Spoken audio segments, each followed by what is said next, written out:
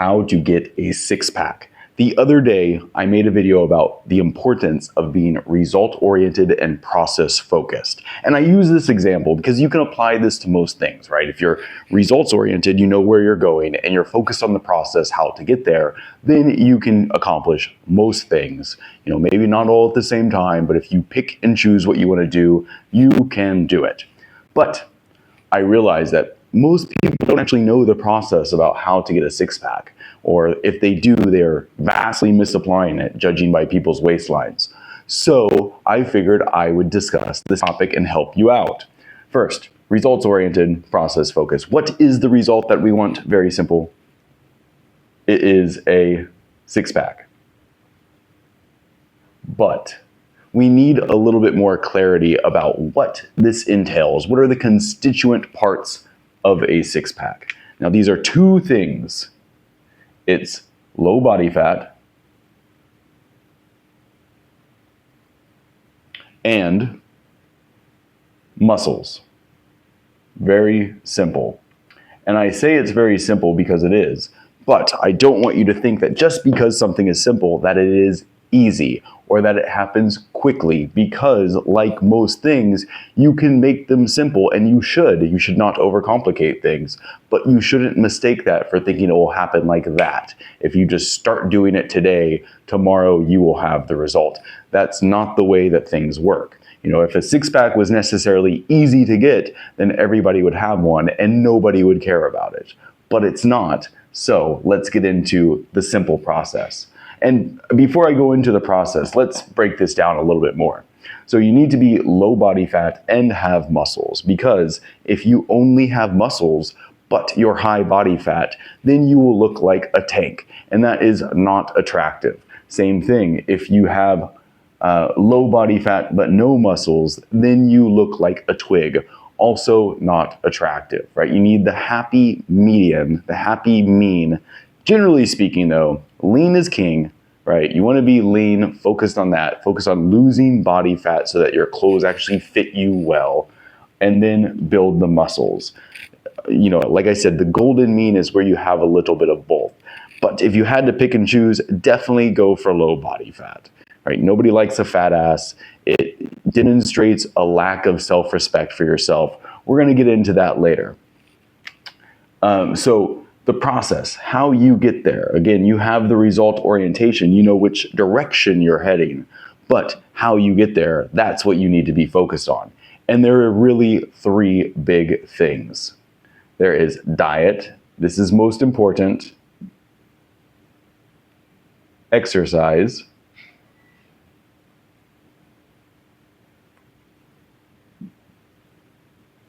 And hormones.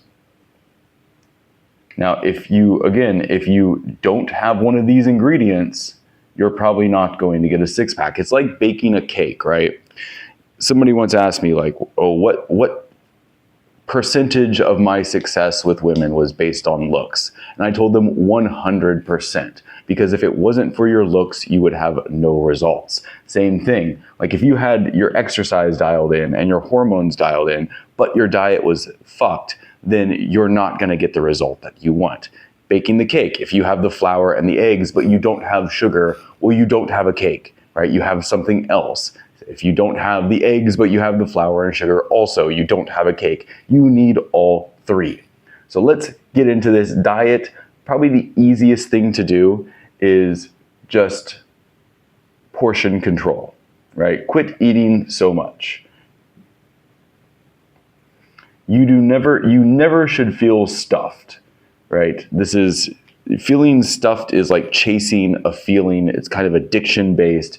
You should eat until you feel mildly full and stop. Wait 15 minutes and then see how you feel. But you should be portion controlling, right? Don't eat too much. Be very mindful about how much you're going to eat. Stay away from places that encourage you to eat large portions, things like buffets and like wings places and stuff like that. What you definitely don't want to do is you don't want to encounter a sunk cost fallacy where it's like, oh, because I paid so much for this meal, I should eat more. That will fuck up your diet.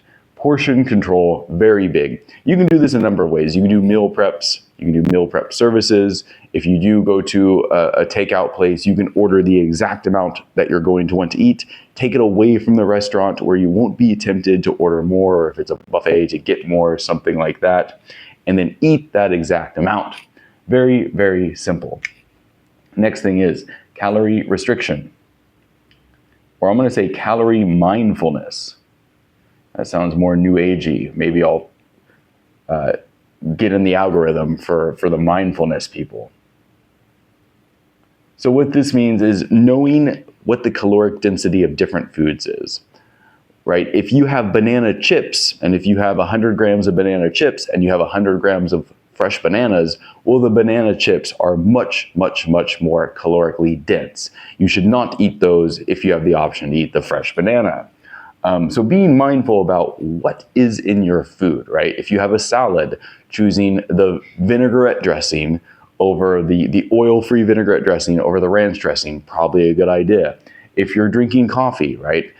Choosing a coffee with less cream or no sugar. There's honestly no reason why you need cream and sugar in a coffee, right? It makes it taste a little bit better.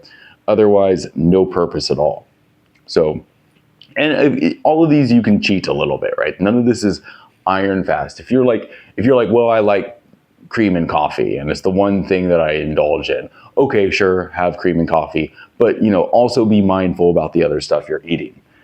But that is a really good way to restrict your calories, is just to simply get rid of the extra bullshit that is normally in food. And we're going to talk about this here.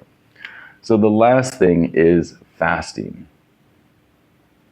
If you reduce the window of time when you eat, right? If you don't start eating until 1 p.m. or noon, and if you quit eating at 10 p.m. or better yet, 8 p.m., then you've necessarily shrunk how much food you're eating. You've shrunk how much calories you're eating. It's a really good way it's a really simple heuristic to improve your diet. And I would actually encourage these heuristics, like carnivore diet, vegan diet, Mediterranean diet, anything that forces you to not eat bullshit because you're like, I'm a vegan or I'm a carnivore, therefore I can't have Cool Ranch Doritos.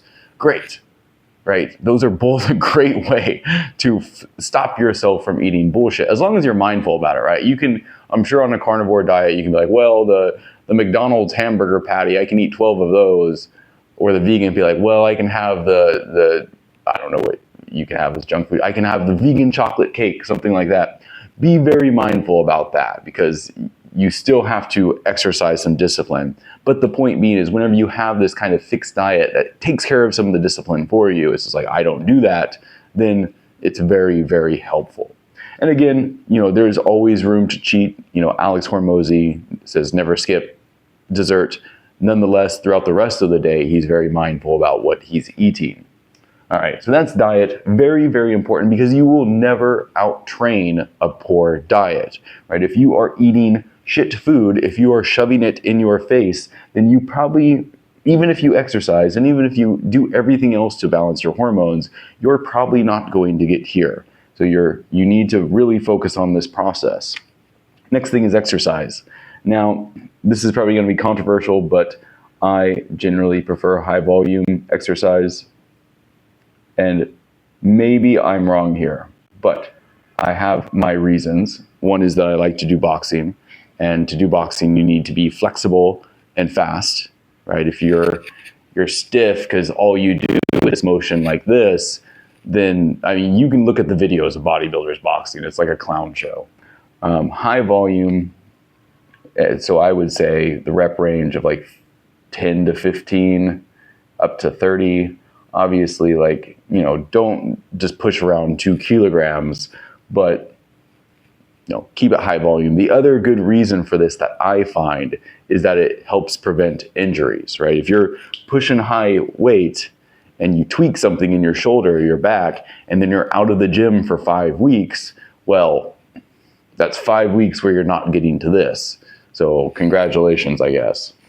And again, I'm not trying to look bulky. I think muscles, high body fat is not attractive. There's that guy that Chris Williamson hangs out with, the bald guy, looks like a tank. It's a cope, right? It's it comes across You weren't good at other things, so you're going to become very good at being big, which I guess you have to be good at something, but it's just not attractive. I'm sorry to say. It feels good. It feels good to go to the gym and to lift heavy weights, to get that pump, to have that feeling of tiredness in your muscles. And I encourage you to go to the gym, but just be, again, mindful about how you're doing it. Do it strategically. But yeah, you definitely want to do the high volume. The other good thing about this is it blends in cardio. All right, if you're doing high volume with minimal rest in between, then you're effectively getting cardio in. I would add additional cardio to it, and I want to talk about how to do that next. That is high intensity interval training. Now, I've never seen anybody who runs marathons who looked that great, right? They're usually kind of twiggy. They have like that, they're slightly lanky, maybe they're thin, maybe they're not, but generally slow cardio will not help you burn fat. You might as well just walk, quite honestly. So a slow jog, pointless. Sprint, jog a 5 kilometers, 3 to 5 kilometers. You should not be able to talk while you're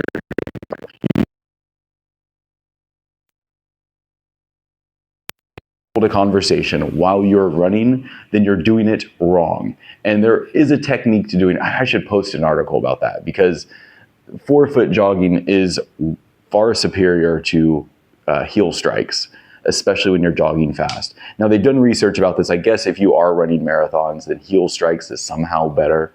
I don't know. But even then, marathons sound gay, right? Like the first guy who ran a marathon, he died after he did it. That's how fast he ran. He literally died. He said the Persians are coming, dead. Now, I've never seen anybody die except for people, maybe they got the jab, now they're dead because they did a marathon. But generally speaking, people who do marathons, they're leisurely pace. And I'm not trying to hate on it. It's an achievement, right? But it's just not something that I think is going to get you to this, because it's not high intensity enough. You can Google search this yourself. You can look at pictures of sprinters versus pictures of marathon runners and see which one has the body that you would prefer. So you do that on your own time. But yeah, high volume, high intensity. Other things in terms of exercise, thought I had one more. I'm gonna look to see if I have one more. I'll figure this out later. Hormones, next important thing. There's 2 main ways to dial this in. First is sleep. That's the most important, really. You need to be getting enough sleep. Now, if you're like 21, you can get away with getting 4 hours of sleep and then doing something the next day. Whenever you start to hit 35 and beyond, it becomes much, much, much more difficult to be sleep deprived and then still function at a semi-normal capacity. So sleeping 7 to 8 hours consistently will keep your hormones in check. The other thing is sunlight, very important for vitamin D, which is important for the synthesis of testosterone. Now, why this is important is if your hormones are out of balance, you will have an excess of cortisol in your system. This will lead to what's called a cortisol belly, where you retain fat in your midsection. This is very common, right? In the modern world, here's the modern world. They feed you shit food, first of all, junk food, Dunkin' Donuts. They deprive you of opportunities to exercise, right? Everything's paved over. The outside world is kind of ugly. You can't even really go outside in a lot of urban centers nowadays. So you have to buy like an expensive gym membership where they probably won't let you take off your shirt if you're a man. And there's probably like women filming themselves, that sort of thing.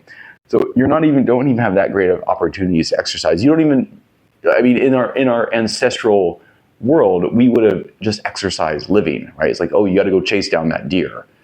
You're hungry, go get it. Like you had to exercise. That was the cost of eating. You have to till that field. That is, or at the very least, you have to go out and scavenge for food. The cost of living is exercise. Today, you sit in an office, or you stand at a cash register, no exercise at all. Very harmful to your health. And then, so they feed you the shit food, they give you no exercise, or they ensure that it's difficult for you to exercise, and they fuck up your hormones because they have screens in your face all the time that are vying for your attention. They're like, watch me, scroll me, difficult to sleep, or play me, play the stupid game. And then, sunshine as well. They spray the chemicals in the air, whatnot. They don't, you're working 8 hours a day, 9 hours a day during the peak time when you should be getting sunshine. So it's very difficult. It's not very difficult. You just have to, reject the modern world a little bit. Understand that you have to be the master of your own life if you want to get here. Again, we'll talk about that in a minute. So we know what to do. This is the process. This is what you have to do. Check your diet, exercise, regulate your hormones. What not to do. So there's some important things. So via negativia. This is what to take out. I would say seed oils, big one. If you want to run your experiment for yourself, here's what you can do. You can go a month, only cook at home. Only use coconut oil, avocado oil, olive oil, butter, lard, tallow. Only use those things depending on what your dietary preference is. Make sure it's saturated fats, monosaturated fats, never polyunsaturated fats. Polyunsaturated fats come from things like seeds, canola, soy, that sort of thing. Cook it all at home because it's impossible to do this eating outside. Do this for 30 days, a whole month. And then on the 30th or 31st day, go ahead and get your fried chicken wings or whatever you're going to eat, the fried food that you normally would have eaten before, and see how you feel 30 minutes later. I guarantee you it will be terrible. You'll feel like just weighed down. You'll feel like the oil coming out of your pores, which is really strange. But yeah, it's a wild feeling going from eating no seed oils, no polyunsaturated fats, to then gorging on it. Makes you feel disgusting. So try to cut these out as much as possible. Obviously, you're going to have to be mindful about what you eat, especially when you eat out, because a restaurant's job is to make money by having you eat more and buy more. It's not necessarily to keep you healthy. So they are using the cheapest seed oils they can buy. Next thing, to eliminate, obviously, chemicals.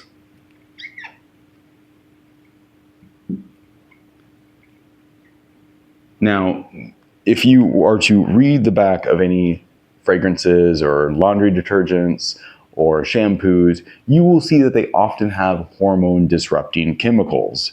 Now, you can research this. Go ahead and grab it and look for the things like BPA, that sort of thing.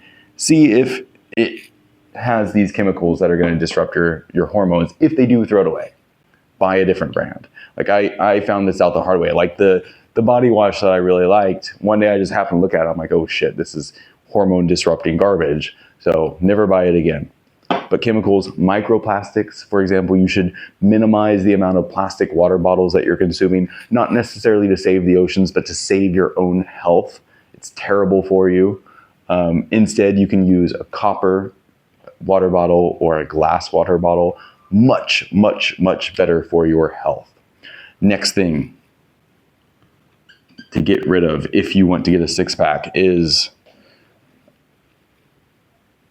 negative girlfriend. Because you might encounter the situation where you get a girlfriend and she's like, well, why do you have to go to the gym? Why don't you stay home with me? And that's fine. You can make the decision. Like you can say, do I want to cater to my girlfriend who wants me to not look my best? Do I want to have a girlfriend who doesn't care about my health? Do I have a girlfriend who wants me to not have a six-pack? Or do I want to take control of my own life, follow the process, get the result? Very, very, very simple. So a lot of times you'll encounter that girlfriend that has that sort of mindset where she's not as, and if you're like a 35-year-old guy and you're dating like an 18-year-old, more power to you. But the fact is that 18-year-old doesn't have to do as much work to look good. She's 18. It's kind of how it works out. So you yourself, you have to be able to set boundaries or just be like, okay, I'm going to do my own thing. I'll find another 18-year-old. That's fine.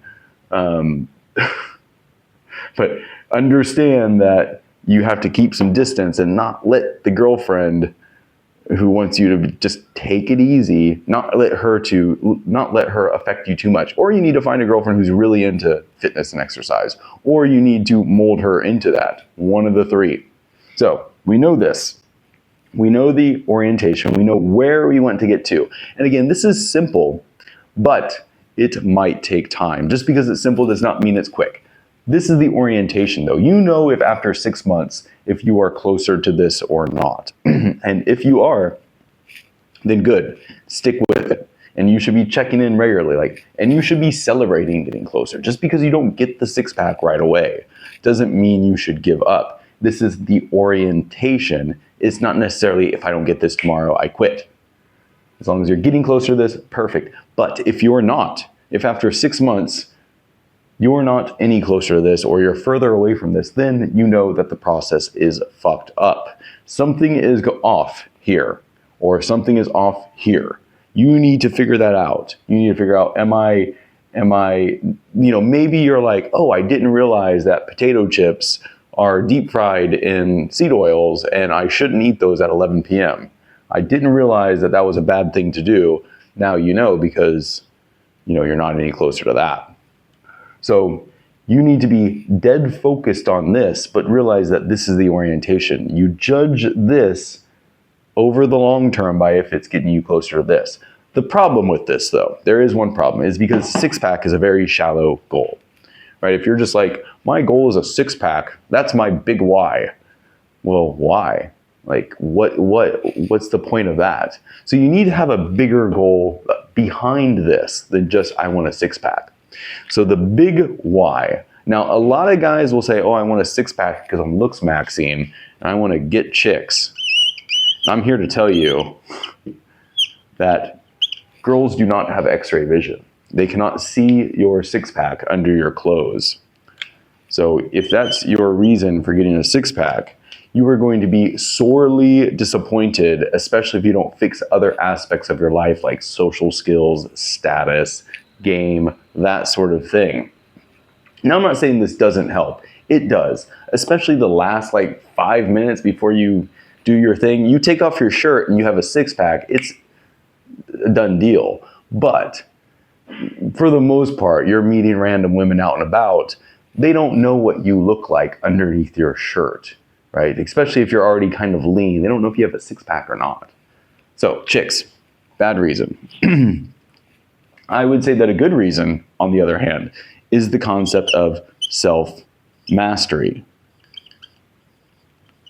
It is you having full control over not just what you do, but the result in terms of your body. Do you have enough self-control? Do you have enough mastery over your own self to determine how your body looks? And that is a much bigger why than, hey, I want to sleep with a few girls. Same thing, self-love. Do you love yourself enough to say, hey, I deserve to have the best body possible? Do you love yourself to say, I deserve to dial in my diet, exercise, and fix my hormones in spite of the world which is telling me not to? So self-love, self-mastery. Another thing, if you're a little bit more shallow, is respect. Right, a little bit more egotistical, that's fine. Ego can help you win sometimes. But do you want to be respected by other men? Because quite honestly, nobody respects a fat man. That's just the way it is. It's the way it should be, in fact, because by becoming fat, you are demonstrating not only to yourself, but to the world that you lack the ability to control these things, that you lack the self-discipline to dial in your exercise, to dial in your diet, to fix your hormones. You are showing people that you don't respect yourself. So why would you expect other people to respect you? Very simple. So nobody respects a fat man. And as a man, you need to be hard to dominate.